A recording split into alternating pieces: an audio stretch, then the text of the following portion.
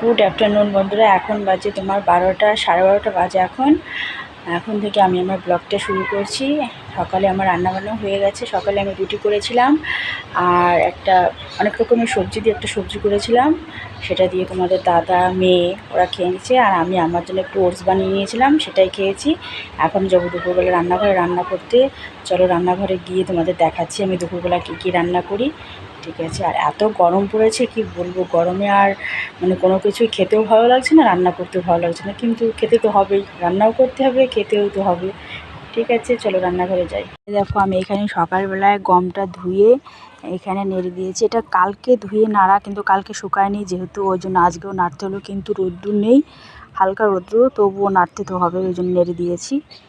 দেখো বন্ধুরা কি অবস্থা, কি বলবো, আর এদের অত্যাচারে আর টেকাই মুশকিল। আমি একটু জামাকাপড় তুলতে বাইরে গেছি, আর দেখো আমার গমগুলো সব পায়রাতে খেয়ে নিচ্ছে। ওরে বাবা, আর খাস নে তোরা। দেখো বন্ধুরা, আমি এখন রান্না করে চলে এসেছি। এখন রান্নাঘরে বসাই যাচ্ছে না, এত গরম। আমি রান্নার সব কিছু গুছিয়ে নিয়েছি, ভাত বসিয়ে দিয়েছি। আর এখানে হচ্ছে আমার ছোটো ছোটো বাটাখোনা মাছ ভাজা হচ্ছে, যেটা দিয়ে আমি আলু দিয়ে আর পুঁই শাক দিয়ে করবো। আর এখানে আলু আর ডিম সিদ্ধ করে রেখেছি, এটা দিয়ে এই যে শিলের উপরে এই মশলাটাকে বেটে এটা দিয়ে আলু দিয়ে ডিম দিয়ে একটু ঝোল করবো। আর এখানে চিংড়ি মাছ, এটা দিয়ে চিংড়ি মাছ বাটা করবো। ঠিক আছে, আজকের মেনু আমাদের এটাই। আমি রান্নাবান্না কমপ্লিট করে তারপরে স্নান দান সেরে আমি এখন চলে এসেছি খেতে। আজকে রান্নাবান্না করতে অনেকটাই টাইম লেগে গেছে। এখন খাওয়া দাওয়া করবো। আমি এই খাওয়া দাওয়া করার আগে দেখিয়ে দিচ্ছি তোমাদের আমি কী কী আজকে রান্না করলাম। ঠিক আছে, তোমাদের দেখাচ্ছি আমি কী কী রান্না করেছি। এখানে আছে একদম শুকনো শুকনো করে আলু দিয়ে ডিম দিয়ে একটা তরকারি।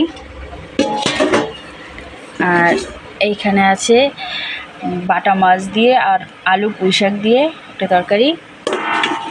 আর এইখানে আছে চিংড়ি বাটা। তোমরা কে কে চিংড়ি বাটা খাও আমাকে কমেন্ট করে জানিও। আর এখানে আছে গরম গরম ভাত।